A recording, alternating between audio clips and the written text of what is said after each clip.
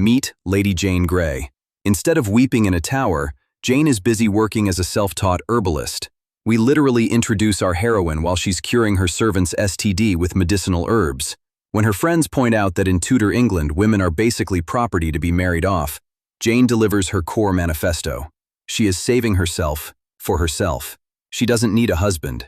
She's currently finishing a master-level encyclopedia of medicinal plants, which she genuinely believes she can publish and sell to live independently as a rich, single lady. Oh, Jane, you sweet, naive child. Back at the family manor, reality comes crashing down. Ever since Jane's father died without leaving a male heir, the Grey family is broke. They're entirely dependent on their wealthy relative, the Duke of Leicester. During lunch, Leicester casually brings up the political hot topic of the day, Ethians. He talks about how these mysterious shapeshifters are subhumans who ought to be hanged or burned at the stake. Regular humans in this world call themselves verities, and they hold all the power, while Ethians are outlawed and hunted. Jane, being rational and open-minded, thinks all this anti-Ethian hatred is total propaganda. But Leicester doesn't care what Jane thinks about politics. He looks at her and says the phrase every 16th century teenage girl dreads. You need to smile more, because you're getting married.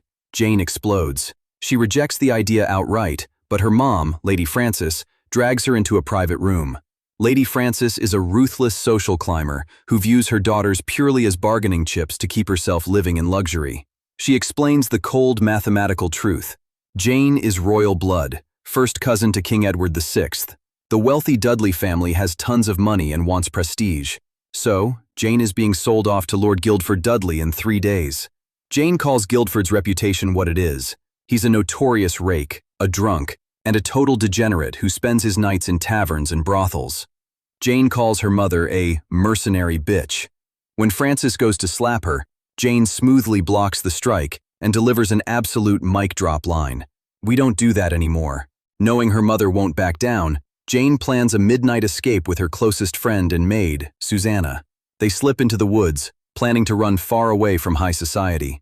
But before they can even make it off the estate, guards intercept them, led by Lady Frances. Frances accuses Susanna of stealing a gold ring and kidnapping Jane.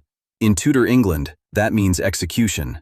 Jane desperately tries to take the blame, but as the guards grab Susanna, something insane happens. Susanna transforms into a giant bird right in front of everyone's eyes and flies off into the night sky. Jane is absolutely dumbfounded. All those rumors about Ethians being able to shapeshift into animals? They weren't myth. They were 100% real, and her best friend was one the whole time. But with Susanna gone, Jane is left completely defenseless. Frances drags her back home to face her impending wedding. While Jane's personal life is a train wreck, the political state of England is on the brink of absolute chaos. We cut to the court of young King Edward VI, Jane's cousin. Edward is young, sweet, but terribly ill.